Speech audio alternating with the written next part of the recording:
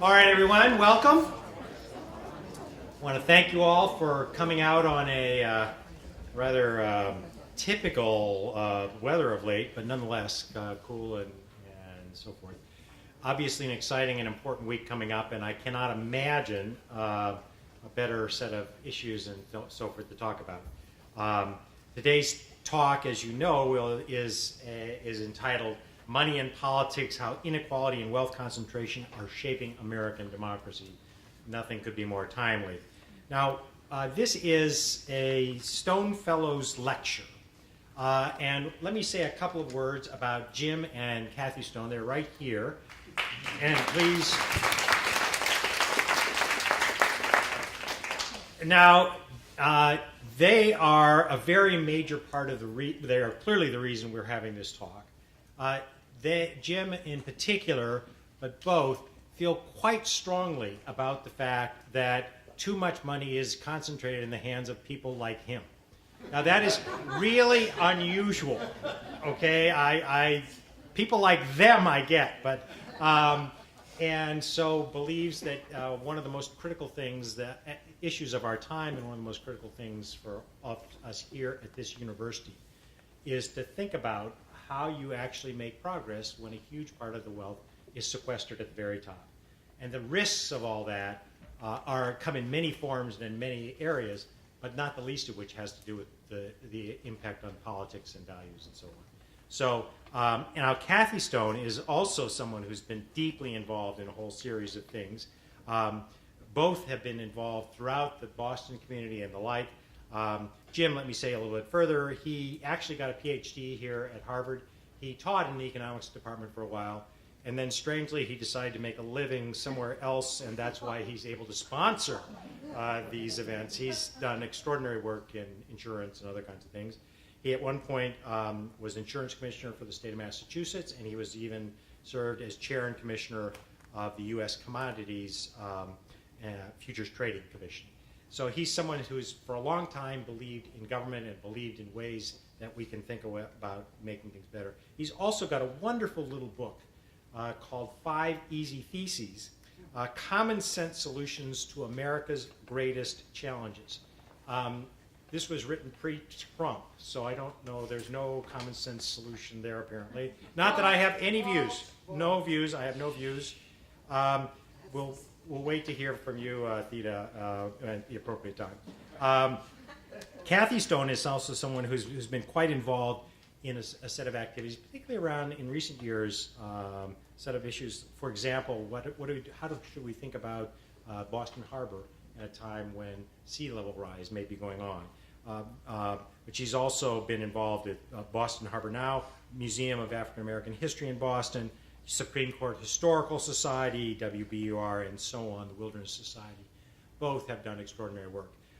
And finally, we're joined by Sonia Plessett, who is a remarkable scholar and social scientist in her own right, but anthropologist, is also working with them in their foundation work. So I would just like you to again join me in thanking some people for the extraordinary focus on something that is not getting enough focus.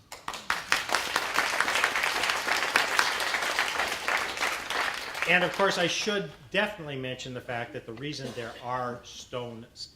is a Stone Scholars Lecture is that we have Stone Scholars.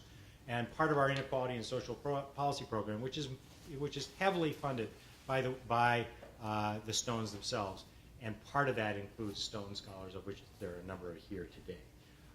Now, before going on, though, I should say that I'm actually very sorry to be standing here in front of you because the person that really put this all together is Diva Pager. Those of you who know Diva may also know that she's really quite seriously ill, and she desperately wanted to be here. She did all the work. She made this all happen. And I think she's very much in all of our thoughts and our prayers, and we all wish very well for Diva. It's a very, very tough time. So now we get to turn to the extraordinary work of the day, and my job is, the only job I have left is to introduce Danielle Ellen. And Danielle is the James Bryant Conan University Professor and Director of the Edward J. Safra Center for Ethics at Harvard University. So being a university professor, by the way, is like a really, really, really big deal. It only happens if you are some extraordinary combination of talents and a capacity to help other people and so forth. And her work is really quite wide-ranging. The Ethics Center is something that is one of the most well-known such centers in the country. She's a political theorist. She's published broadly in democratic theory and political sociology and so forth. But just let me read you a couple of the titles of the books that give you a sense of it. The Politics of Punishing in Democratic Athens. Talking to Strangers, Anxiety and Citizenship Since Brown versus Board of Education. The course you're teaching right now is, again? Ancient and Medieval Thought, which she seems to think is particularly relevant to the current era. Why Plato wrote Our Declaration, a reading of the Declaration of Independence in Defense of Equality. She is really quite an extraordinary mind who ranges widely in all kinds of different ways. She's also the principal investigator for something called the Democratic Knowledge Project. It's a, quote, distributed research and action lab at Harvard University. I can think of no one more appropriate and no notion more relevant to what we do here as being distributed research and action. So with that, Danielle.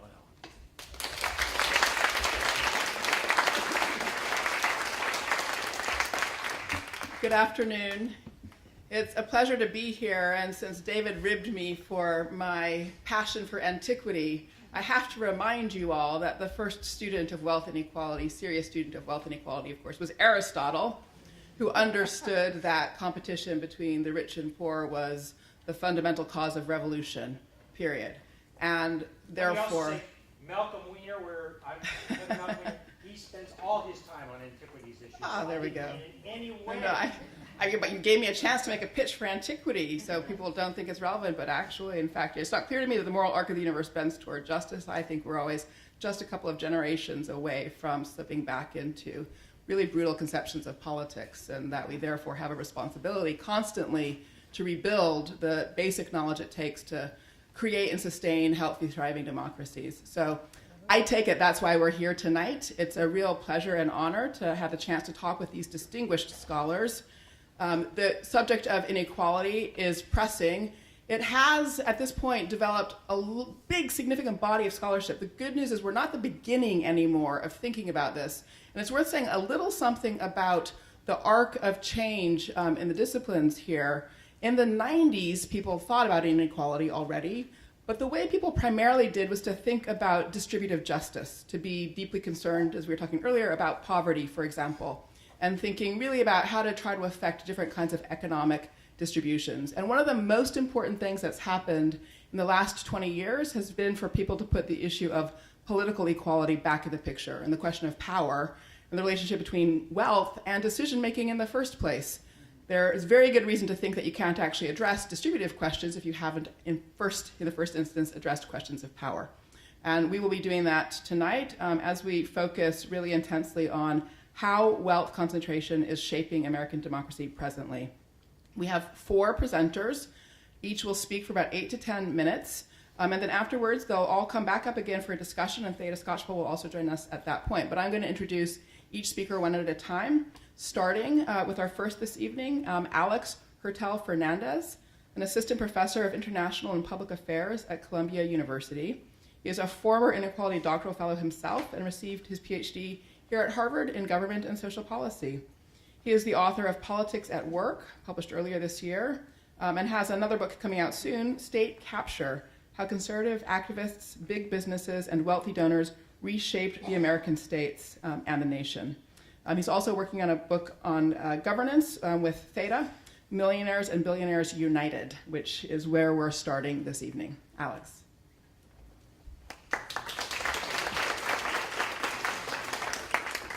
Well, thanks so much for the kind introduction and for the opportunity to present this work in progress to you. I'm really excited to be here, not only because I am big fans of the other participants on this panel and engage deeply with their work in this project and in other work I do, but because it's very much a homecoming for me to the Inequality program.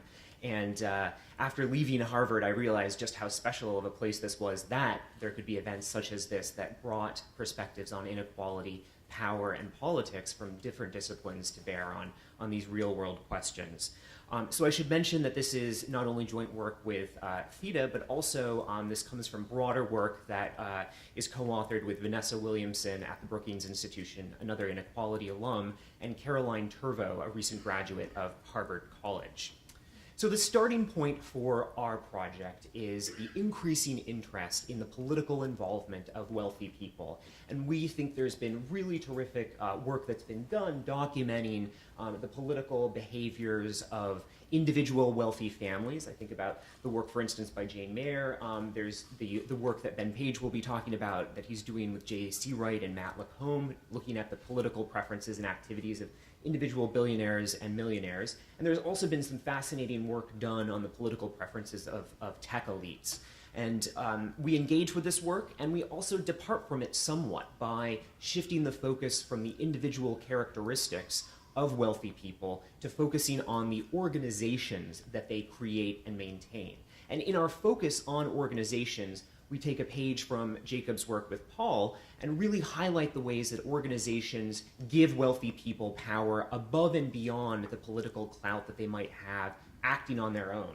That's because they allow wealthy people to pool their resources between one another. They have the capacity for long-term attention. They can focus on the nitty-gritty of policy implementation, and they can operate across multiple venues, which, as you'll see in a moment, is an especially important characteristic of the organizations that we're studying.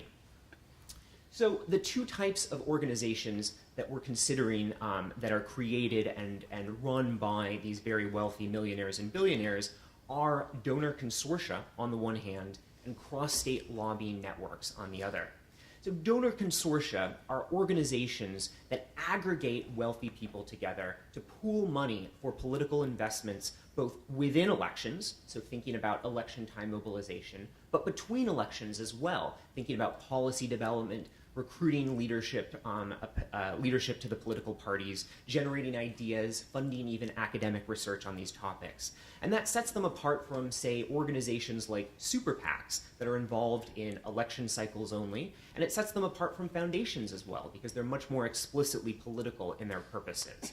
And for all these reasons, we think they merit important study in and of their own right. The second type of organization that I want to highlight are cross-state lobbying networks, which it turns out are an incredibly important recipient of the funding from these donor consortia. And these are organizations that operate with a national scope, but with a sustained presence at the local and state level, which allows them to pursue the same sort of policy agenda across all 50 states at once. So what are the donor consortia that we study in our work? We focus on two that have been active since the early 2000s. These include the Democracy Alliance on the left and the Koch Political Seminars on the right. Although they were founded around the same period of time and in a way in response to the same political tendencies under the Bush administration, their origins and relationships to the two parties are slightly different. The Democracy Alliance was founded by a Democratic Party insider who is worried at the progressives' lack of institutional and organizational heft compared to conservatives, who he felt were doing a much better job of integrating their organizational efforts. And this was particularly acute for progressives in the wake of the 2004 presidential election loss. The Koch networks and seminars, on the other hand, were not created by a Republican Party insider. In fact, far from it. They were created by two wealthy people themselves, Charles and David Koch, the billionaire industrialists, who at that point were sort of marginal figures on the Republican Party scene. They were strongly libertarian, but they weren't an integral part of the mainstream party as such. And crucially, the Koch seminars that raised money were never a freestanding entity in and of themselves. They were embedded in a broader set of organizations that the Kochs had developed and funded over time.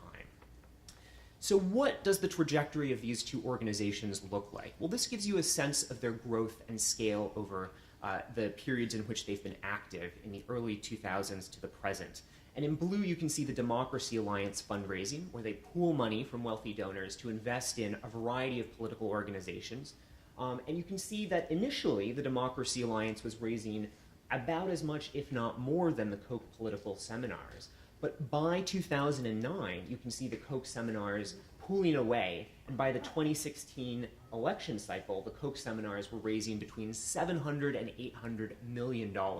And to give you a sense of the scale of that spending, the entire Republican Party was spending around $800 to $900 million in that election cycle. So we're talking about funding that is almost on par with an entire political party. But it is, of course, not a separate political party. It is operating within the Republican Party to pool it towards a libertarian agenda, especially on economic issues. In contrast, funding for the Democracy Alliance has largely plateaued over time.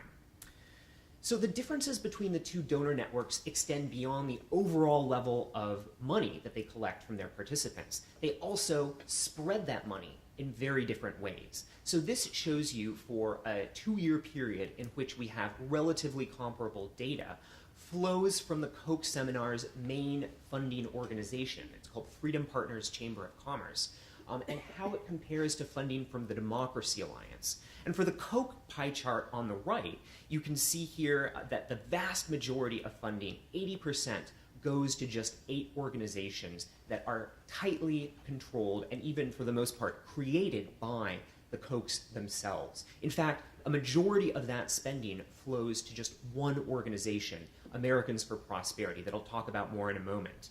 In contrast, on the left, you see a very different picture with some funding concentrated on what we call the Democracy Alliance lifers. These are organizations that have been in the Democracy Alliance and approved for funding nearly right from the start, organizations like the Center for American Progress. You can see that about a quarter or so goes to those lifer organizations. Another 14% go to organizations that have received money for a longer period of time as well. But then over 50% go to as many as 152 other organizations. So the funding story for the Democracy Alliance is not just one where the levels are lower than the Kochs, but rather it's spread out across many different other organizations to a much larger extent. So I mentioned that Americans for Prosperity is at the center of the Koch seminars and is one of the main recipients of funding from those seminars. And I don't have time to go into too much detail into why we think Americans for Prosperity is so absolutely essential to the Koch operation and to understanding trends in the Republican Party and public policy as a whole. I'll just mention that by this point, it's developed into a fully nation-spanning federated advocacy group, active in elections and policy debates, with around 3 million grassroots activists spread out across all the states and paid local and state directors in over 36 states, and a budget that during election time can go as high as about 150 million and about between 500 and 900 paid staffers at the local, state, and national level. So we're talking about essentially a para-party organization that's driving a lot of the policy change. Crucially, Americans for Prosperity is not acting on its own, but is actually buttressed by 2 other cross-state conservative networks. The American Legislative Exchange Council, which reaches out to Republican and conservative Democrat state legislators, and the State Policy Network, which is a network of conservative state-level think tanks that produces research reports and commentary that buttresses ALEC and Americans for Prosperity's efforts. So why does all of this matter? Well, as we've documented in our work, we think that the clout of these 3 conservative cross-state networks, Americans for Prosperity first and foremost, but also buttressed by ALEC and the State Policy Network, the Troika, if you will, that these organizations have had a substantial impact on state policy. And just to give you 2 examples, we've documented in our research that they have played a major role in stopping expansion of Medicaid as part of the Affordable Care Act, and they've played a central role in defeating labor unions and rolling back labor rights in a number of states. And those are policy decisions that have had a substantial consequence for social, economic, and political outcomes. So thank you, and I look forward to your questions and your comments. Terrific. Thank you, Alex. A great start. So our next speaker is Professor Benjamin Page, a political scientist and the Gordon Scott Fulker Professor of Decision Making at Northwestern University. He is the author, with Martin Gillens, of Democracy in America, What Has Gone Wrong and What Can We Do About It, which came out earlier this year. And coming out in a few weeks, the title's not up here this time, but another, the same keyword, billionaires, and in this case, and stealth politics. So. I have a very simple argument to make. Simple argument relating big money in politics to inequality in terms of results. And my focus will be on the billionaires. Marty Gillens and I and others have done some work on multimillionaires also. When I say premise, billionaires have a lot of political power, we have some evidence about that, but in fact, it's not so easy to figure out exactly how much power they have. And I'll get into that a little more in the future. But there certainly are reasons to believe that they have a lot of power. Basically, Marty Gillen's data, which are pretty much the best for this purpose, make clear that affluent Americans have a whole lot more political influence than average Americans, who in turn have much more than low-income Americans. And the logic says more money probably leads to more political power. And when you think about how much money exactly a billionaire has, I think it's important to think of maybe at least 3 tiers of political actors who are very different from each other. In Marty's work, which is, as I say, the best on political influence, I think, it relies on national surveys in which the most affluent people you can study really are about the top 20%. And they're not very affluent. Sort of if you think $100,000 income, that's maybe gives you about the right idea. But we would argue that wealth is more important anyway. And in terms of wealth, it's pretty simple arithmetic tells you that the 1%ers who have about $10 million or more have a pretty small fraction of what a single billionaire has. In other words, $1 billion is 100 times 10 million. And roughly speaking, this calculation isn't simple, but roughly that's 2,000 times as much as each of the individuals in Marty's affluent group. So the starting point is, let's assume for the moment that billionaires have some clout, investigate what they do, what they want, and what the results seem to be. This study was really put together largely by my colleague Jay Seawright, who thought of a very clever way to study billionaires. You cannot interview them. Even the Survey on Consumer Finances doesn't try. But that makes them cheaper to study because it's very expensive to interview wealthy people, as we found with multimillionaires. So what Jay did was invent this very clever system of web scraping that involves an iterative search for keywords, keywords that relate to other keywords and so forth. I think he went something like 10 steps along, ended up with a large set of keywords, and for each billionaire, used this set of keywords, each one separately, for a search, and then did that in issue-specific ways.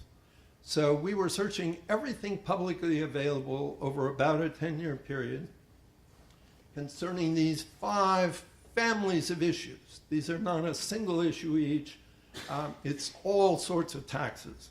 Everything about Social Security, payroll tax cap, privatization, benefit levels, et cetera, all kinds of taxes.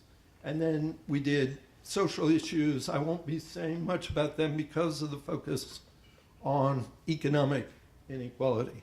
But immigration turns out to be a very interesting issue if anybody wants to talk about it. So that's the method. And just to relate clearly to inequality, it seems to us that Social Security and federal tax policy have a lot to do with inequality in the United States. They're not the whole story, but they're a big story, especially if you want to do something to counteract it.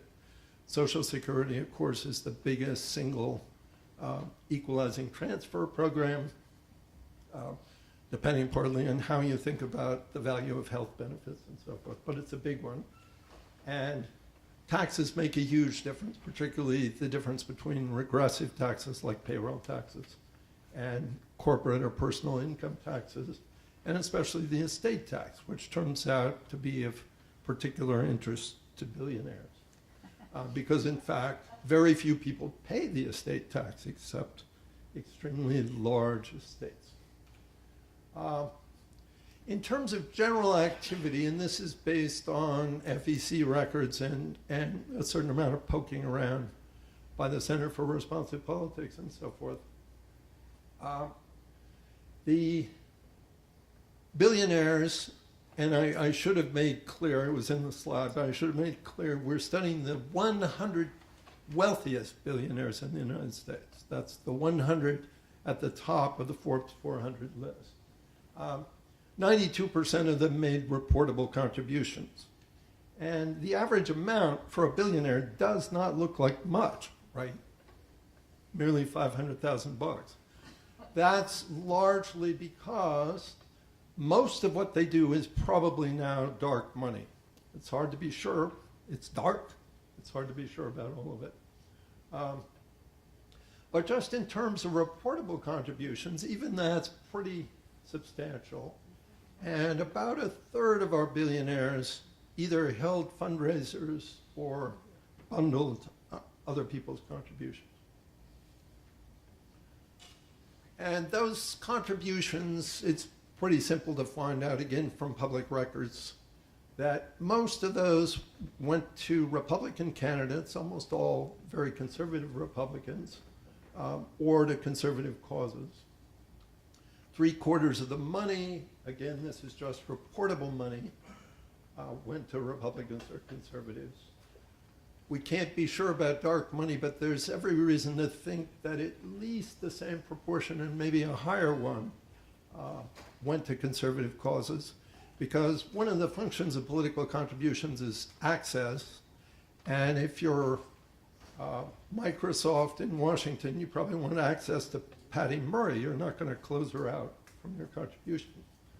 Whereas dark money presumably can do exactly what you want. Democratic billionaires, that's a throwaway line, but I don't want people to forget that the impact of billionaires is probably bipartisan. They're mostly working with and through Republicans, but in fact they have a lot of influence on the Democratic Party, and I believe it's mostly in the direction of muting the egalitarian tendencies of progressive Democrats.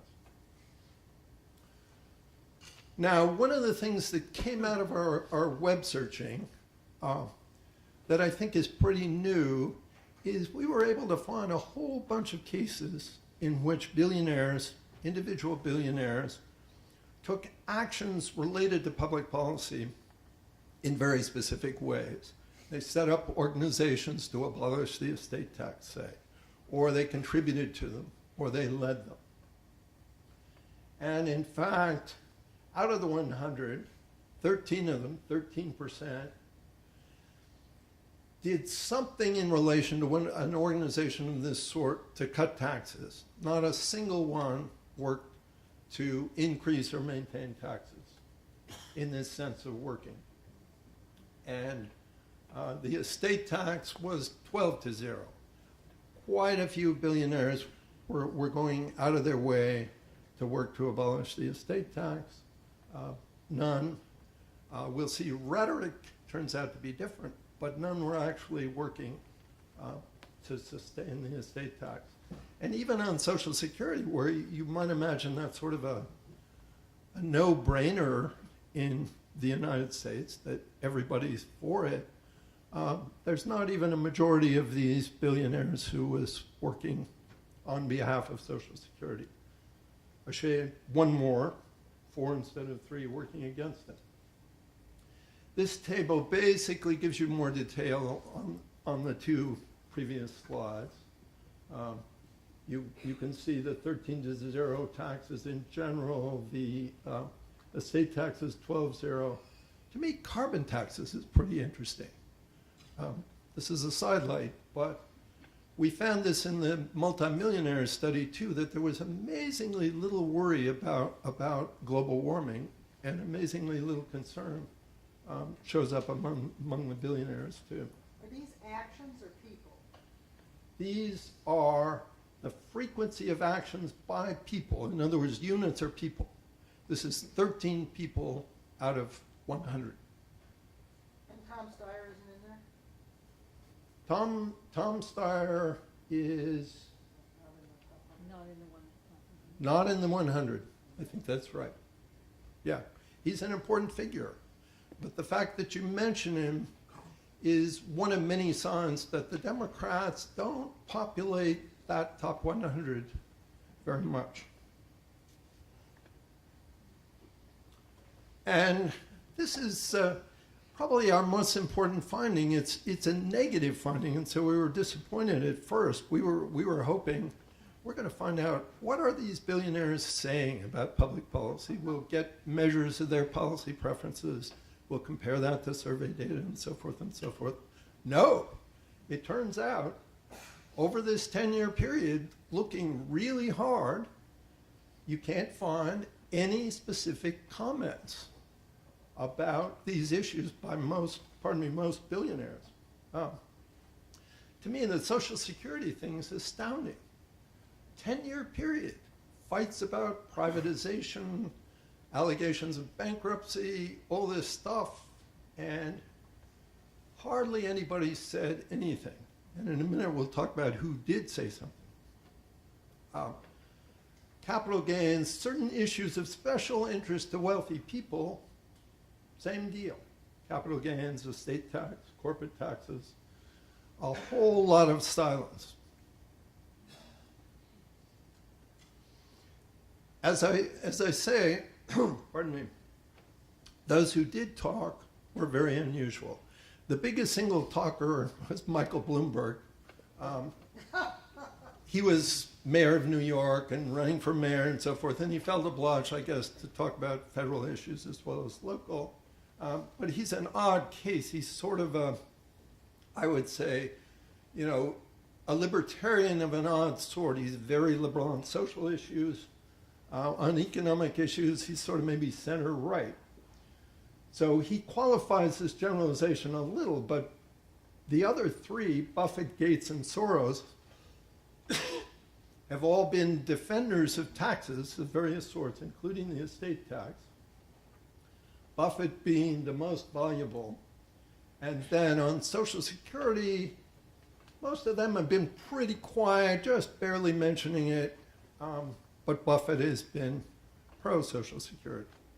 So when you add up by statements and take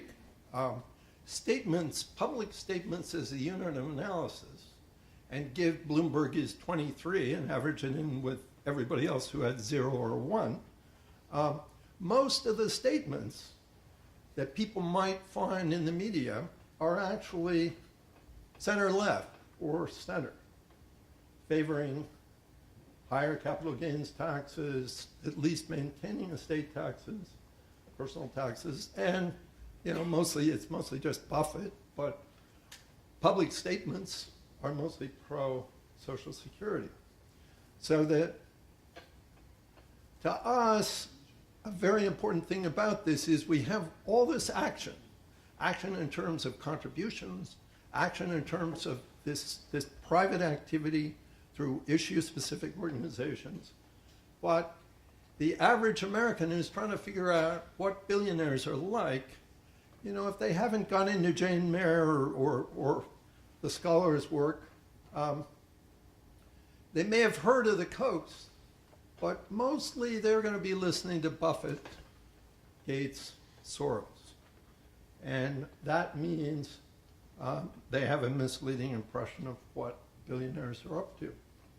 This table just does the same kind of thing I just did. It gives you more detail about the previous two slides. And here too, you can see that when you count statements, there are 14 pro-tax statements and only 2 anti. Now, both those numbers are tiny.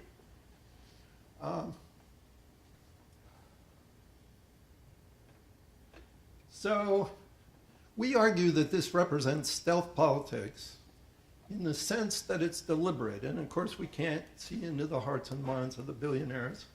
But the fact is that if they want publicity, they get it easily. And the ones who are silent tend to be the ones who are taking unpopular stands, very conservative stands. There are also some inconsistencies between their talk and their action. So the implications are, yes, as best we can tell, these billionaires are having an inegalitarian effect. The policies that they advocate often seem to be enacted, and they're not very accountable. Thank you. Thank you. And it's a great segue to move from stealth politics to somebody who is an expert, there you are, in corruption, having started as a development economist. So Raymond Fisman is the Slater Family Professor in Behavioral Economics at Boston University. He's the author of a book out last year called Corruption, What Everyone Needs to Know.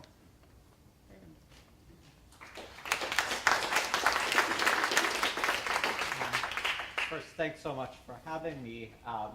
It might be more appropriate to title this Stealth Politics, the corporate edition, or something like that, because I'm going to talk about stealthy ways that companies, as opposed to individuals, influence the political process. So I do have my roots in corruption, but I also spent 17 years at a business school where I was, among other things, director of the Center for the Social Enterprise Program. It's been a few years since I left that. And so my two interests in the past, on the one hand, corruption, on the other hand, corporate citizenship. And I confess, I didn't actually think these two interests would find a way of coming together, but they have in this work. And I'll just briefly mention by way of motivation, the way we started on this series of projects is I had a conversation quite a number of years ago at this point with an MBA student who had gone off to work at a company which he prefers that I leave nameless, and was doing community relations work for them. And he was really very disillusioned. And much of his disillusionment was around the company's foundation, because he said that he had started this job. He worked a lot with the foundation. He'd started this job thinking that the foundation's function was to do good for the world, when in fact their primary function was to hand out gigantic cardboard checks to charities that were of interest to politicians. And so you can think about at least part of what we are doing here as one way of looking in the data at this general assertion, looking at whether what this student observed at this one organization was true more broadly in the data. But the larger goal that we have, our broader agenda, is to kind of highlight the fact that companies, in much the same way that Ben Page talked about the fact that what we easily observe about individual donors giving is just the teeniest sliver of what is probably a much larger iceberg. We probably can make a comparable argument for corporations. And if we were to skip to the final slide, I would say at least it would be a start if we could find some way of making these indirect means of influence a bit more visible. So I'm going to talk briefly, mostly I'm going to talk about political philanthropy. But to get there, we have to have as the general framing this quote puzzle of why is there so little money in politics? And the related question of if there's so little money in politics, it seems like companies are generating these insanely high returns on political investments. These are closely related questions. And the answer to that will be, well, maybe we're not really properly measuring the extent of their expenditures and influence. So this quote-unquote puzzle can be expressed in two ways. One is, is referred to as the Tullock puzzle, at least in certain circles, that there's, quote, absurdly large rates of return on political donations. Okay, never mind how we might try to measure that. Let's just take Tullock at his word. And relatedly, and this is the title of a classic Journal of Economic Perspectives paper by a trio of political scientists, why is there so little money in U.S. politics? Because you're generating these high returns. Why aren't you investing more in this? And bless you. There are many ways of trying to resolve this. We are going to focus on, well, maybe there's a streetlight problem in studying the corporate giving. That is, we only study PAC donation, the stuff that we can easily see, whereas there are these many harder to observe channels, harder to monitor, harder to account for in how we judge politicians or regulators, or how regulators make policy. There are these other channels that effectively go in the denominator if we're calculating a return on investment that we are just missing. So I'm going to talk about it. I should have said this up front. This is all joint work. Crickets. This is all joint work with Matilda Bombardini, who's not my phone. Matilda Bombardini and Francesco Trebi, who are at the University of British Columbia, and Marianne Bertrand, who's at the University of Chicago. So we're going to talk about, and I put bribes in quotes here because we are not, it's unclear whether we're breaking laws. I know there are lawyers in the room, so they can comment on this. But the law is ambiguous on this, so we might not want to call it corruption if we have the legal standard here. So I want to just describe two broad projects, some results of these projects, and some motivating quotes to give you a flavor of what these projects are meant to capture. The first is bribing of legislators directly to favor corporate interests, and that's the story that I mentioned around my MBA student. And the second, which we're still in progress, and this is with a PhD student at the University of British Columbia, Brad Hakkinen, bribing nonprofits to push for a corporate agenda in rule setting. Now I see by looking at the next slide that I have been amiss in putting my first quote into the presentation, or remiss. The first quote is this really kind of amazing fact from a 2008 New York Times story on bribing legislators to favor corporate interest via charitable donations. It talks about the Johnstown Symphony in Pennsylvania and the fact that the Johnstown Symphony is, on the face of it, perplexingly funded by, among others, Northrop Grumman, Boeing, and so on and so forth. It then goes on to observe that, well, it's John Murtha's district, and John Murtha's wife happens to sit on the board. Okay, so that's doing something that is in a sense a bribe. It's doing something that serves the private interests of a politician with the hope of a favor in return. The second one, which I think is well summarized by the title, you wouldn't think that a homeless shelter in Louisiana has such strong opinions on antitrust policy. And yet when AT&T and T-Mobile proposed a merger, this homeless shelter was among the many, many nonprofits that sent comments to the FCC saying this merger must go through. So there was also a chapter of Habitat for Humanity, a special needs employment agency. This last piece is actually quite important for how we think about what to take away from this. They were all AT&T Foundation grantees. The homeless shelter had received a grant just 5 months prior. The timing, we'll find, is quite important here. But in no case was there any disclosure of this link. So at least we would think that as a first step, shining some light on these relationships should help. Now, on the one hand, we're not claiming that all corporate charity, this is in millions of dollars, is politically motivated. Of course, there are many reasons why companies give to charities, why they fund their foundations. But our point here is that even if a small sliver of this is politically motivated, this is just a much, much larger number than this, and it's a much, much larger number than this. Okay, so if the multiple, if we're working off this much larger base, even if the proportion is low, it may still be important. So here are two sets of results, and then I'll conclude. So these are not necessarily what we highlight in the paper, but I think for the purpose of 1 minute overview, they're probably the ones worth focusing on. So the way to think about this is about changes in PAC donations, how they change across cycles. The way to think about this is if PAC money flowing into a congressional district goes up, then all else equal, from a given corporation, money from that corporation's charitable foundation is more likely to go to nonprofits headquartered in that congressional district. These things co-move. Okay, so that is, I think, interesting in and of itself.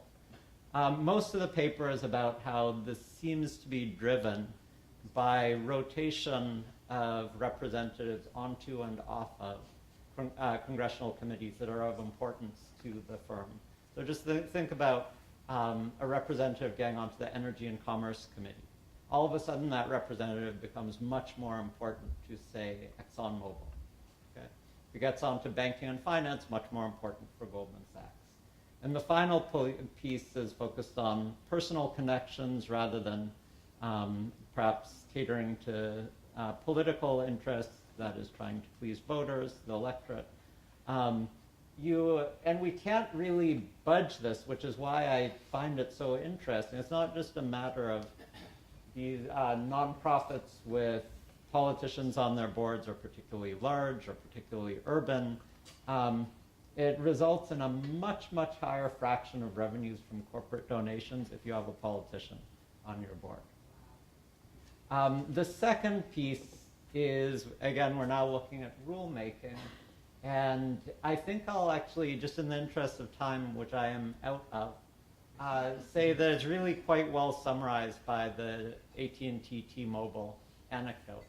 So, and again, the magnitudes here are disturbingly, from my perspective, large. So then we get to the question, well, why do we even care?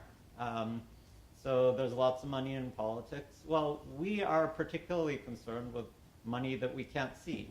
I'm concerned with the stealth money that billionaires give. I'm concerned with the hidden ways that corporations may influence politicians and the regulatory agenda. So I will read these two quotes in closing. This is talking about the first part where you give charitable donations to politicians, pet charities, or politicians, charities that are of electoral utility to a politician. It's a lobbying tactic that's not completely understood or even known by the public. Current and former lawmakers find the charitable donations troubling, calling them one of the last major unregulated fronts in the pay-to-play culture in Washington.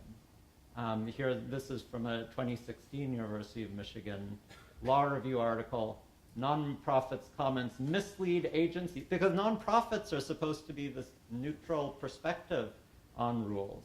So a legislator knows that a company has expertise, but also bias, whereas it's not as obvious that it needs to de-bias the information provided by nonprofits.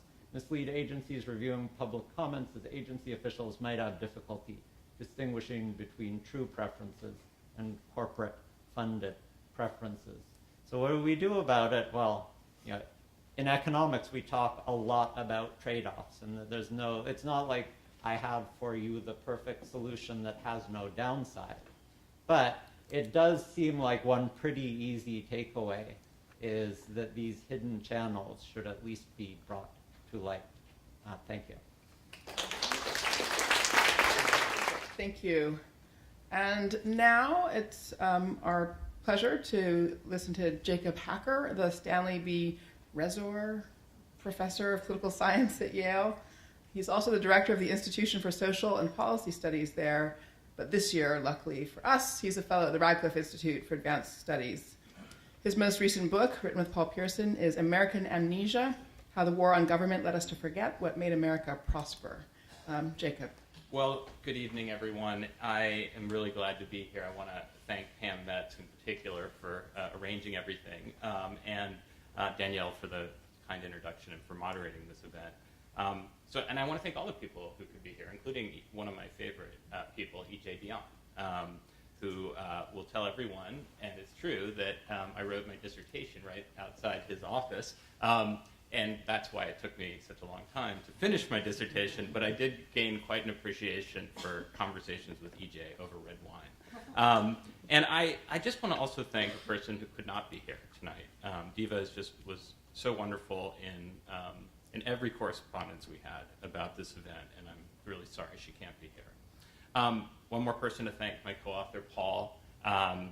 He and I have now written 2 books on the way inequality undermines American democracy, and we might be writing a third. And probably your reactions to this talk today will influence our decision of whether we are. So I think I'm going to start in a way that might be a little aggressive, but I want to acknowledge the elephant in the room. Yes. And by that I mean not just the man whom we cannot help but hear about and hear from, but also the Republican Party, right, which is appropriately, I think, referred to as the elephant in the room, because this alliance between the GOP establishment and President Trump is at the heart of many of the most vexing quandaries we face today. And it's at the heart of it because, in many ways, this alliance, in more generic form, precedes the rise of Donald Trump. So there are 2 sides to this, plutocrats and pitchforks. And the one side that we're hearing the most about, tragically, is the populist side, the people with pitchforks or much worse weapons than that. When these bombs were sent, and thankfully no one was hurt, there was a lot of not just denial and crazy conspiracy theories, but just lots of people saying, who could have done something like this? You know, who would have targeted these particular people? And so when the van came along, it became pretty clear that this was going to be one of the easier cases to crack in the history of American political violence. But I don't want to. I want to make light of it because, in some ways, like other things I've acknowledged, it's so painful, right, that it's hard to talk about it in any other way. And I want to say that this form of extremism has deep roots, and it's closely linked to another form of extremism that's really been the focus of our discussion today. In a way, I'm sort of asking you to turn off the sound, turn away from the Donald Trump show, and just think a little bit about what the Republican Party has been doing the past couple of years. Well, there's one thing they almost did and didn't, thanks to the vote of John McCain and Susan Collins, and it turned out Lisa Murkowski, but they came awfully close to doing. And they were going to massively increase the number of Americans without secure health insurance. And as you all know, this would be particularly hard on the people who voted for Donald Trump, who depend heavily and increasingly on the program. That's not all. They rallied after this defeat to help their donors and pass the tax cuts, which, of course, lavished enormous amounts onto the very richest of Americans. Now, it's not some kind of like crazy hypothesis that this was really pitched towards Americans for Prosperity and the donor class. One of the Republican congressmen, in a moment of candor, said, "My donors are calling me and they're saying, get it done or don't ever call me again." And one thing that they've done, of course, is push the United States back deeply into the red. We are the only country rich country right now that has large deficits projected, and those deficits, so it's not just the direct effects of the tax cuts, but those deficits will imperil programs on which middle-class Americans disproportionately rely. And right on time, Mitch McConnell started to talk about this. Well, it really wasn't right on time. I think somebody, in the Republican Party was probably grabbing the rope to try to get McConnell off the stage. I think the only positive press release I saw was from Americans for Prosperity at this trial balloon. But of course, we all know this is the plan, right, to go after these programs too. Some other gems in the political philosophy of Mitch McConnell. This is a man who people say cares only about winning, but that's not true. He cares about winning in a particular way, right? He cares about winning in pursuing conservative priorities. And it's not a surprise that McConnell is, of course, the politician who first recognized just how important it was to remove all regulations on money in politics as part of his larger project. Okay, so why are we not, with the exception of a couple of moments of candor, hearing about what Republicans have done? Oh, I'll tell you why. Nobody likes it. Here is some really nice survey evidence from Chris Warshaw. There's something kind of notable about these two most recent pieces of legislation, one of which passed and one of which didn't. They are the most unpopular piece of legislation in the modern age. And that's very important, right?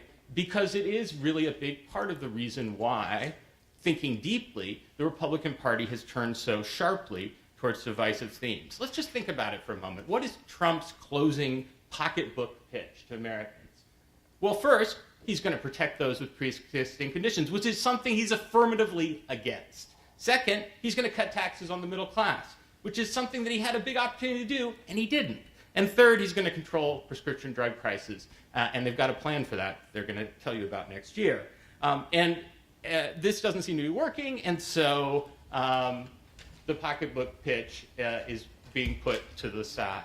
Now, this may seem just another story about right-wing populism, the story that we've been told over the last few years as rural, non-urban areas have become more aligned with populist forces in many rich democracies. But let's look across the Atlantic to other right-wing populist players in democratic nations. For example, right now, the Italian coalition, the League Five-Star Coalition, the Five Stars being the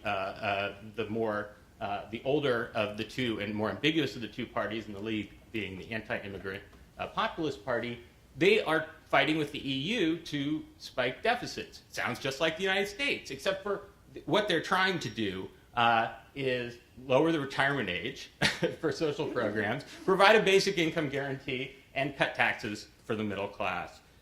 In fact, Paul and I keep asking ourselves, could you spend as much money as Republicans have spent and not get so little support? And it's actually quite a task. And this, I think, really drives home the extent to which there is this deeper story about an alliance. Now, the alliance we all know about is the one between Donald Trump and Paul Ryan. Ryan's own aides called this Paul's deal with the devil, suggesting a rather dark appraisal of Donald Trump. But it's really that there have been two deals. The one that we know about, and before that, the Republican Party's deal with plutocracy. And American plutocracy is what we're talking about today. And we're talking particularly about the conservative side of it because it is so much better organized. But I want to note that it has effects on both parties, and we should talk about that during the Q&A. You all know this. The United States has seen a big rise in the top and a big decline for the rest. Just want to remind you that part of the reason European right-wing populism probably looks different is that's not the story in Western Europe. Or at least it's a story that's just beginning. And of course, as Ben pointed out, we have rich people and we have rich people. Or as I like to say it, there is the super rich, there's the rich, they're merely rich, the super rich, and the filthy rich. And the filthy rich, the top 1/10 of 1% has really done well. So here's our top 1% over the 1980 to 2014 period. Its income has doubled. Top 0.1% tripled. Top 0.01%, a lot more than that. And top 0.0001%, 636%. I don't even know how to say that. Now, why do I mention this? Because, and I will conclude shortly, because this transformation in a lot of ways reminds me of what Daniel Ziblatt talks about in his wonderful book on conservative parties in Europe, that we're facing a new environment because of the expansion of the suffrage. If you think about it, as inequality is rising, conservative parties have this conservative dilemma, right? They have to decide whether they're going to go all in for the elites to which they're closely allied, or whether or not, as those gaps grow, they're going to seek other ways, if you will, to consolidate their position electorally. And basically, the Republican Party opened the same kind of Pandora's box that Ziblatt describes many conservative parties opening. It put much greater emphasis on extremism and extremist groups, and it put much greater emphasis, in turn, on using money and organization to try to reduce its dependence on voters or gin-up voters. And that's just a dangerous, dangerous path for a party to take, as Ziblatt shows. One side of it is the side of it that we see writ large in the Trump administration today. And that is the kind of extreme appeals to these basest of political motives that really are driven in part by the failure of the party to be able to offer something that's more substantively appealing. And we actually thought about calling this book Let Them Eat Tweets, but we're told that that might be too frivolous. The other side of this is the Trump administration's really strong ties to plutocracy. And I'll shift over this one. Oh, wait, no. I don't want to shift over that one. There's one more. Oh, where did it go? Okay. There was a nice slide that I will, that was showing Mick Mulvaney, the man who has gone from running the Office of Management to destroying the Consumer Financial Protection Bureau, saying that we had a hierarchy in my office in Congress. If you're a lobbyist who never gave us money, I didn't talk to you. If you're a lobbyist who gave us money, I might talk to you. So just sort of driving home the P in plutocracy. So I want to close with a couple quick thoughts. The first is that this in many ways is a risky, dangerous strategy. And the story that I keep thinking of is when Henry IV of France unified France and was given possession of Paris, he had to convert to Roman Catholicism, and he famously said, though probably didn't say, that Paris is worth a mass. And I feel like the coda for Paul Ryan's career as speaker is tax cuts are worth a Charlottesville. This is a party that has, for this set of goals, really gone down a very dark route. And we have to think about this as first being much deeper than Trump. We have to understand that for the most part, the plutocrats have not had to compromise on policy, but they've created enormous risks for our democracy. And then the final thing, I would just say that the risks are not just those of kind of right-wing authoritarianism, as we hear about a lot, but of a kind of persistent counter-majoritarianism. And the Kavanaugh hearings strike me as sort of illustrating that in two respects. The first is that Kavanaugh goes all Trumpian to get past the charges against him, but also that the vote for him, essentially, the slim vote for him, was states, the senators representing states that have a minority of the nation's population, and indeed that sort of counter-majoritarian character of governance we see across a bunch of different institutions. But I would say, and I'll close here, that the billionaires care a lot about the long-term establishment and entrenchment of these priorities, and the judiciary is clearly one of the cases where they care the most. But it is a game, I'm afraid, that everyone will ultimately lose. Thank you. I'd like to start actually by Theda bringing you into the conversation. We're grateful that you could join us for the panel. And I wanted to start with a historical question. And you've written about 19th century politics and have spanned from the sort of introduction of the welfare state through thinking about the transformations of the 20th century of grassroots organizing and so forth. So I'd love it if you could help us put the current moment in a deeper historical perspective. America has had plutocracy. It's not a new thing. We might think that the post-war sort of economic period of prosperity and egalitarianism is the blip, the exception. And this is sort of back to business as usual. Why is that? Would that be a reasonable way of thinking about it? If not, why not? How should we think about that long arc? Wow. It's certainly plutocracy in the United States is not new, and very, very wealthy people garnering a huge amount of the rising national wealth. We saw that in the late 19th, early 20th century, and a very close alliance with both political parties, but in many ways the Republican Party at that period. We've also seen periods of ethno-nationalist, the word populism is not one I like. I think it's ethno-nationalist politics, and it isn't only uneducated people. That's a comforting thought that people in universities have, and it's not correct. But ethno-nationalist politics, particularly resentment of immigrants, but fusing it with various resentments of religious minorities and racial minorities at home, has happened 1850s, 1890s to 1910s. At the end of periods of large waves of arrivals, new arrivals into the country. So the objects of this are different in each period. But I think what's pretty amazing about the current moment, and I'll be quick, is that we are seeing really a capture by both popularly based extremists and extraordinarily well-organized elite extremists of one of the two major political parties. And that is a very dangerous thing in a two-party system, because there are still a fair number of citizens out there that will go for the one over the other, no matter what the tendencies are that are taking over that party. So I'm actually terrified, and I don't terrify easily. So that took us to the topic of, oh, sorry, yes, Professor Page, do you want to come in? Do you want more Sure, you could. historical Sure. comments? Just a quick addition, which is, I think it's worth thinking about reactions to this sort of thing. And the People's Party, into a complicated way, the progressives reacted against the last really major period of plutocracy fairly strongly, and we got a certain amount of political reforms, a lot of economic reforms. It seems possible that that's happening today. We didn't get it until the 1930s, however. Well, we got a little beginning. The women got the right to vote, senators direct election, a fair number of other things at the beginning of the century. Right, so that was the picture then, was a third party, right, sort of, or shifting party dynamics in the period, labor unions coming onto the scene and increasing their power at the time. So obviously there are some big pieces that are missing if we consider the contemporary case in contrast.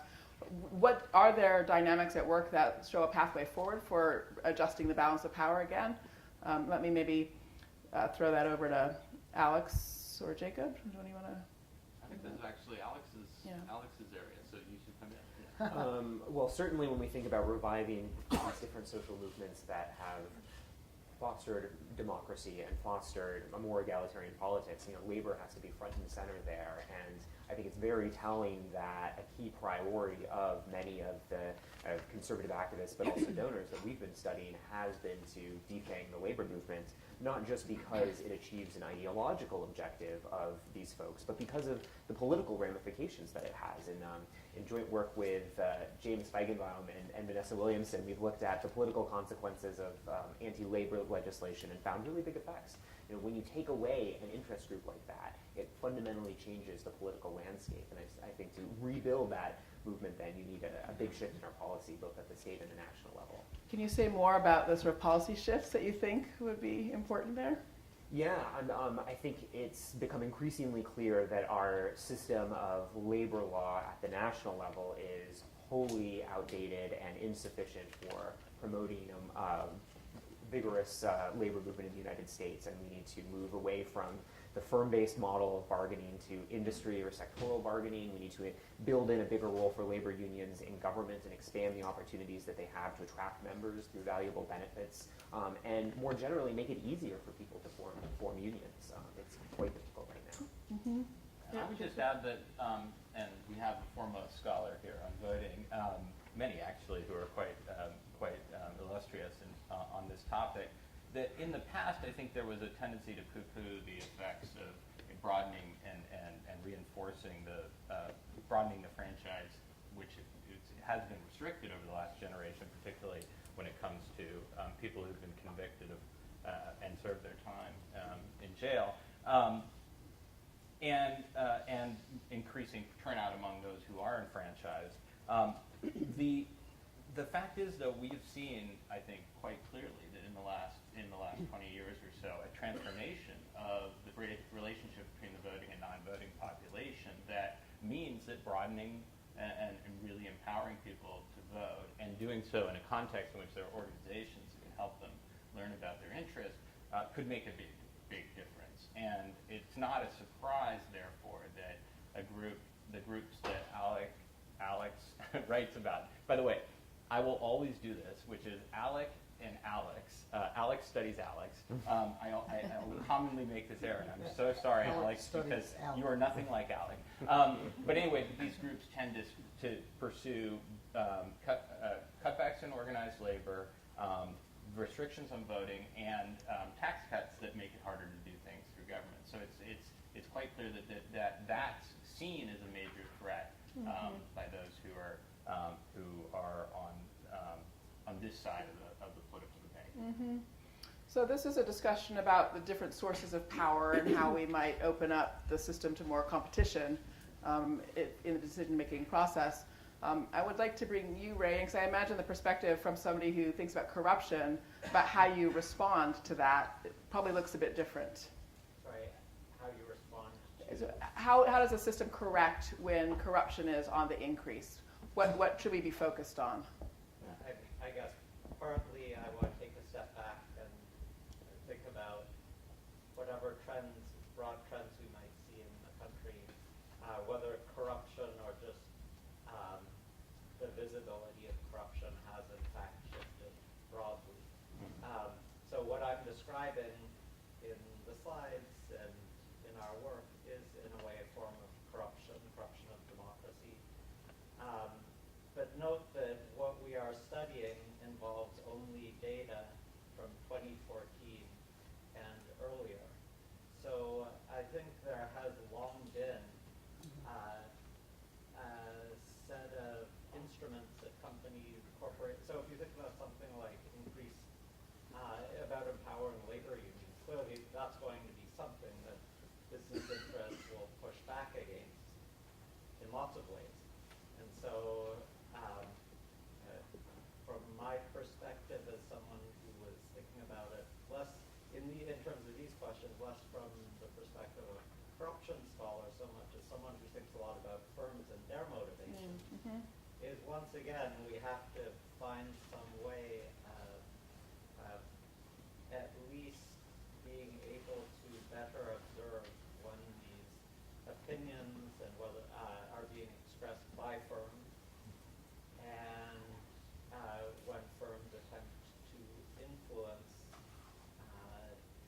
legislators directly or indirectly. So let's talk more about the issue of hidden money, dark money, stealth money, and so forth. I mean, each of your presentations effectively brought that up. And I think it's a hard issue to talk about because sort of one hears the facts and details and it registers that it's a problem, but it's not clear in some sense analytically which thing shifts. That is, so once you know that there's more sort of dark money operating, is the job then to sort of focus on making sure all the money sort of pathways are visible, as you're suggesting, or is it rather just to try to assess, again, the sort of distribution of power and think about how you shift those distributions of power? That is, I think for reasons I find hard to articulate, as you can tell, as I'm struggling here, the mere fact that there's dark money doesn't immediately yield an analytical framework that I find helpful. Put it that way. Theda? Well, first of all, I'm not sure how dark a lot of this is if we mean secret. It's amazingly not secret if you look at organized activity and what's going on. And I have to say that this is a very clever piece of work on another realm of interorganizational connections which haven't been so visible. But if we're thinking about, I just want to back up and remind us, we're thinking about two theories of how democracy can be reformed. One of them goes back to the progressive era, and it's based on the idea that educated people believe, which is that if information is out there and it's accurate and it's visible, then individuals will spontaneously make the right choices. I have to tell you that even though I'm a professor and I am in the realm of facts, and I act like I believe that, I don't believe that. I actually think that politics is about organization. It's about connectedness, and if we're looking at what's happened to begin to push back at what's happening right now, it's a whole bunch of women forming voluntary groups across many parts of the American geography. That's a very, very old way of organizing. It does have some resemblances to the organizational components of the progressive era. It won't prove to be enough. But if it is part of a movement towards citizens organizing one another to go to the polls and to hold the process visible and accountable in networks and groups, that can counter the not so hidden power grab by big money that is going on. Okay. Ben, and we'll come And back I agree with Theda, which it does not always happen. I'm delighted to do it. It seems to me, well, you see, she doesn't like studying individual billionaires, and I enjoy but reading about them. this is a subject for later. But for now, organization is clearly crucial in changing things. And I'm a little pessimistic about the future of the labor movement. Personally, I'm all for it, but we've gone a long way. We're kind of near the bottom here. And actually, the kind of thing that Theda mentioned seems somewhat more promising to me because it's actually happening. I gather she's not totally optimistic about how far it goes. Well, not by itself. It By has to be a itself. part of it. But, the social media have these horrible sides, but they also have really empowered people to organize in new ways. And I think that's something that's potentially a positive in the current season. Alex, you're gonna. Yeah, I just wanted to say 3 quick things. First, to underscore my skepticism about campaign finance reform as it is traditionally construed for constraining. Getting at, constraining the kinds of activities that we describe. I think it's incredibly important to remember that for all that we make of Citizens United, the Koch network, the Koch seminars were well underway and well developed before that decision went into effect. That expanded the range of vehicles that they could use, and indeed now there's a super PAC that's associated with Americans for Prosperity and the Freedom Partners Chamber of Commerce. But they are still engaged in all the other activities that they're doing, and much of what they do isn't direct election spending. It's investing in organizing grassroots folks at the local and the state level to show up to city council meetings, to contact Congress, to contact state legislatures. And I'd also voice some skepticism about increasing disclosure and visibility.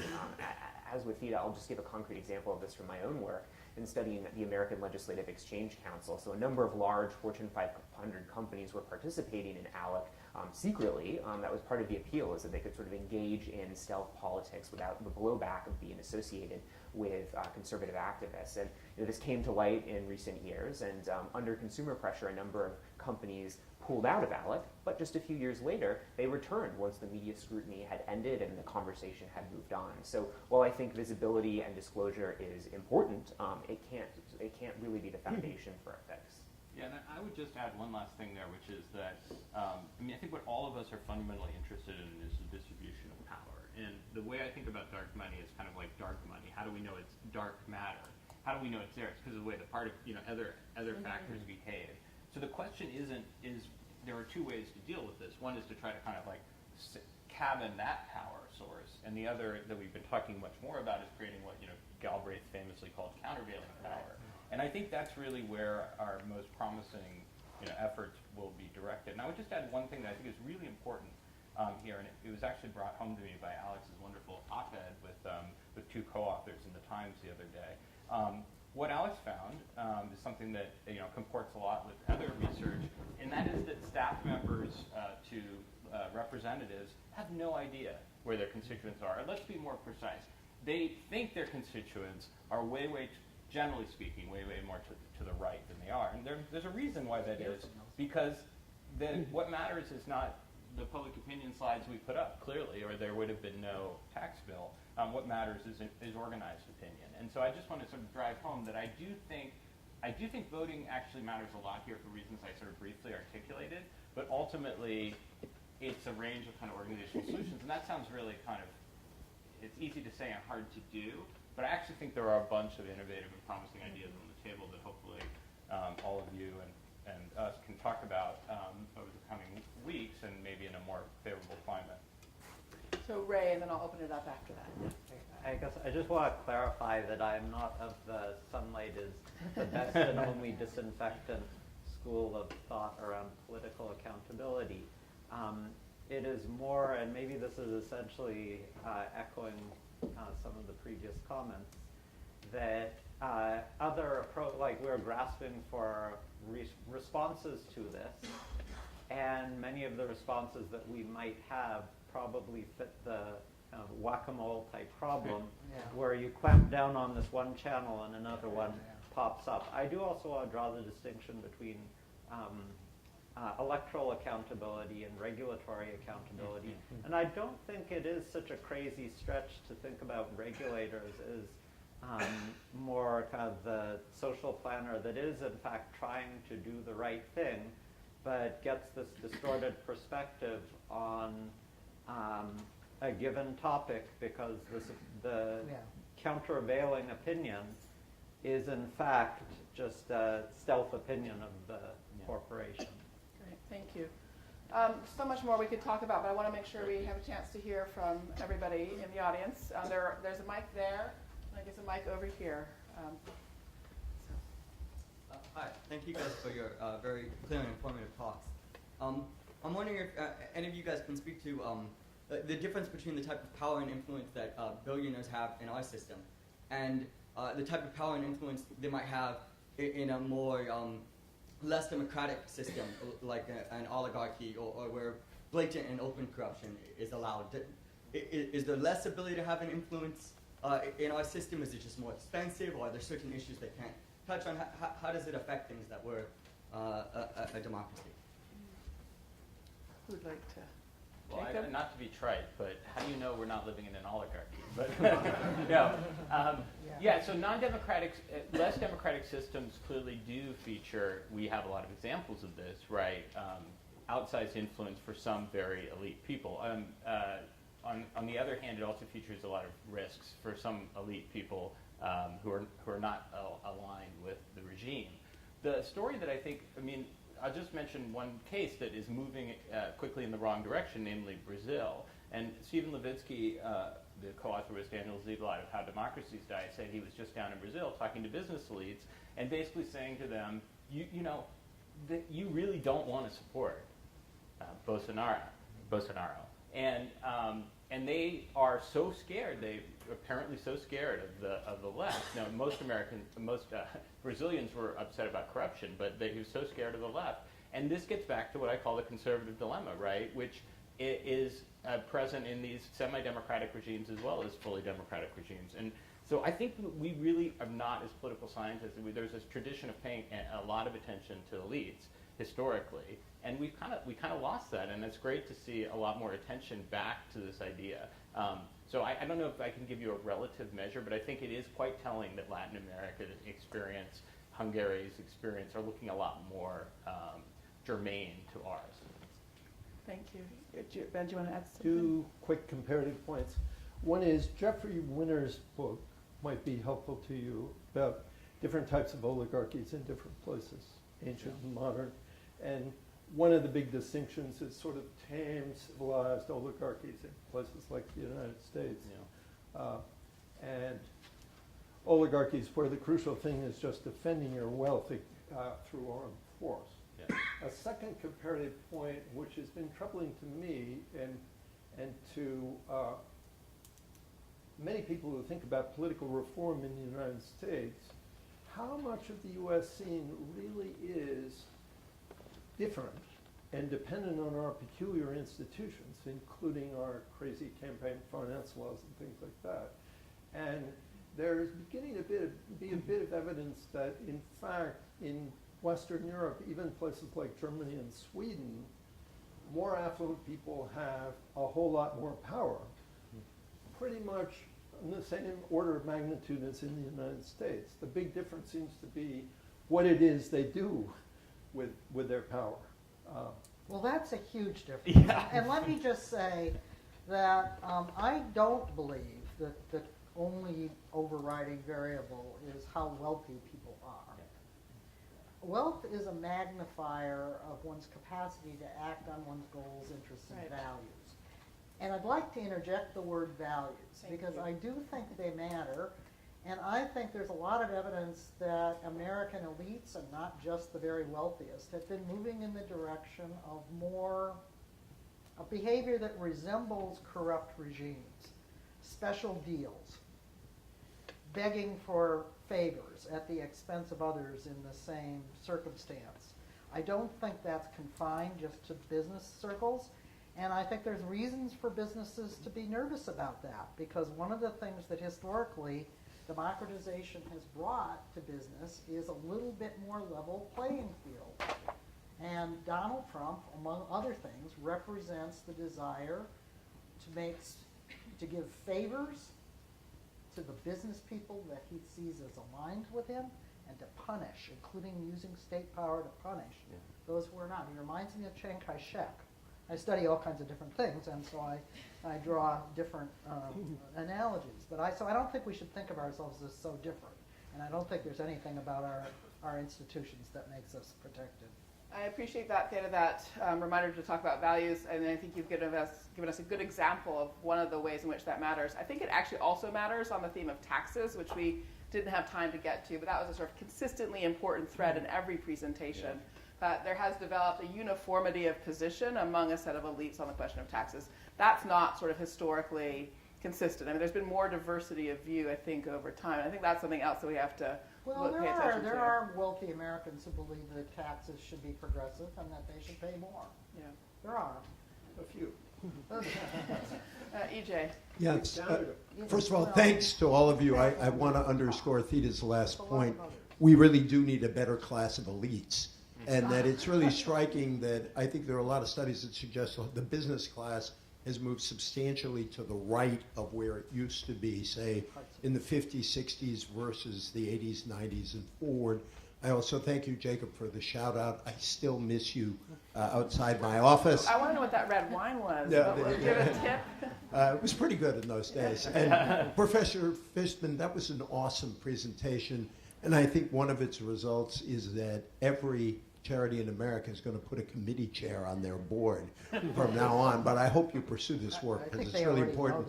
I have sort of want to ask questions in three areas, and maybe it's too many. There are short questions that require long answers. One is the question of the increasingly undemocratic nature of our institutions.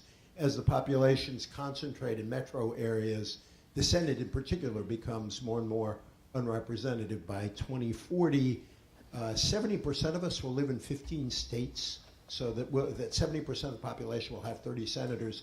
Constitution makes it almost impossible to change the Senate, which leads me to a Skocpolian solution, which is there a way to organize in lots of smaller states that were once progressive and aren't anymore? Or what solutions do we have to fight counter-majoritarianism? Secondly, on campaign money, this system, everybody says campaign finance reform doesn't do it, but I don't know what we have to do something about the power of this money. Are there ways to democratize money? Do you have any hope in matching systems to encourage small donations? What is the alternative to this? The last question, I said they were all big questions. Decline of the labor movement. Many of us wish we could revive the old labor movement. There are things you could do to strengthen unions, but it is probably the case that in this economy, the old-fashioned unions are not exactly what we need. They were good for a certain kind of economy. We need other ways of creating worker power, if you will. Any ideas? And thank you all very, very much for doing this. And thanks, Danielle. Sure, thank you. So maybe let's start with a question about the Senate and the rural-urban distribution of the population. It's not about wealth exactly, but I think we find that we can't think about wealth without thinking about everybody else too, right? We sort of have to think about the 99% as we think about the 1%. So how do we think about the relationship between our institutions and their capacity to achieve countervailing power? Yeah. Maybe we'll go down the line, start with Jacob, and then come over to you. Well, just really briefly, I would say I didn't want have time to talk about this, but I do think the shifts in electoral geography that EJ is talking about, namely the degree to which urban areas have become increasingly blue, has a big impact. And it has an impact in two ways, one obvious and one less so. The obvious way is that it means that it's easier to gerrymander or draw districts in favor of the party that represents these areas. But I think the more rural, non-urban areas, and that's going to get worse. And of course, that plays out in our most gerrymandered system, namely the Senate. But as you note, that's the one that would be a lot harder to fix. Near impossible. But the other way it matters is less obvious, and that is, and correct me if I'm wrong, but I can't think of another time in which you had a coalition that was so advantaged by geography that was so economically disadvantaged, right? So the urban areas are producing. The South before the Civil War. Well, yes, but this was a point in which the South actually was in a coalition with the North, so there was actually a dual nature to that. I think the cleavage now, in terms of the sort of ascendant, economically ascendant, politically disadvantaged blue America and economically declining but politically ascendant red America is quite distinctive, and it means that you've got this conflict that we were describing within both parties. In the Republican Party, it's a conflict between sort of the plutocrats and the ethno-nationalists, where the plutocrats are not doing a lot that is materially improving the lives of the ethno-nationalists, but instead offering them outrage. Within the Democratic Party, it plays out in urban areas much more between professional, upper middle class Americans and lower income, often non-white Americans who are really in tension in these areas where housing costs have been rising so quickly. And I actually think this is a really quite distinctive arrangement, and one that has created cleavages within both parties that make it hard to construct some of these broader cross-caste coalitions. Interestingly, both sides have kind of identified identity as their big theme, and within the Democratic Party, I think that's quite corrosive to the ability to actually tackle these challenges, including, I think it's quite obvious that they need to actually win over a lot more voters in red states, and it just doesn't strike me that the identity strategy is going to work very well for that. So to me, that's actually the story. We didn't talk much about the Democratic Party. I just wanted to bring it in. I think that the class divide, which is very different within the party, does matter for how it's how efficacious politically it's been able to be. Yeah, we'll do Theda and then Ben, and then we'll have to wrap up. I'm more optimistic about the Democratic Party, but I think that we should talk about the Democratic Party because actually it is going to have to be the hub of the countervailing force. That's right. If there's going to be one. There's not going to be any Koch network of the left.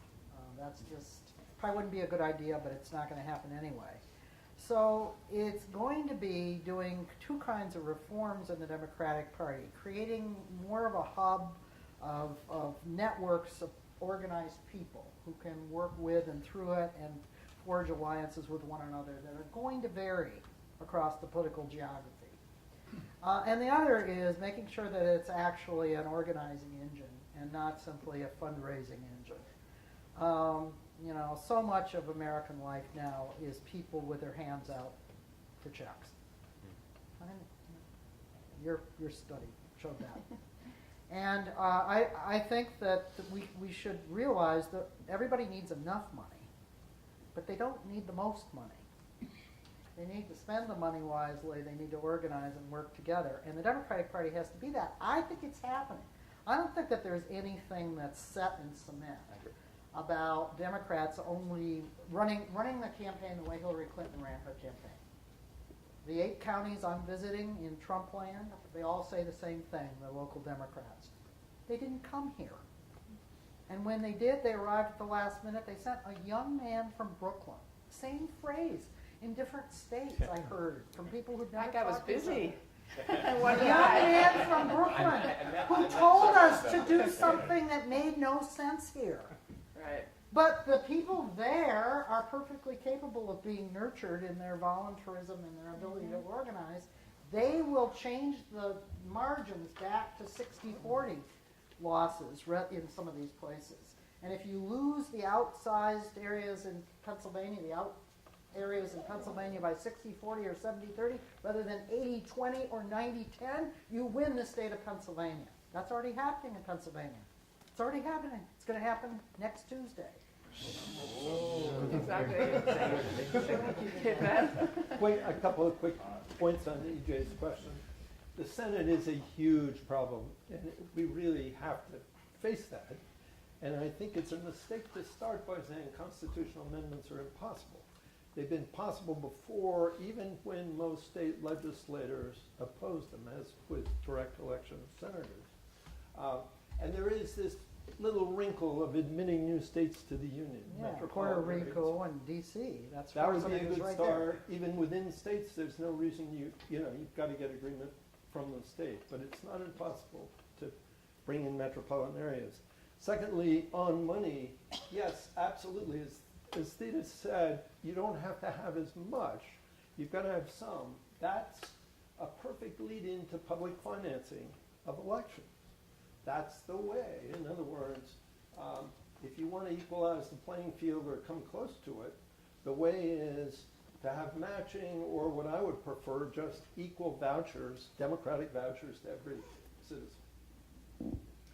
And so I want to invite Ray and Alex to share their last thoughts too as we're wrapping up the conversation. So on the question about the labor movement, I guess I am a little bit more optimistic, which is rare. I'm usually the pessimist in the room, but I'm more optimistic about the future of the labor movement. And one big reason is I think the Democratic Party is increasingly converging on a realization that the next time they're in power, this has to be a day one issue.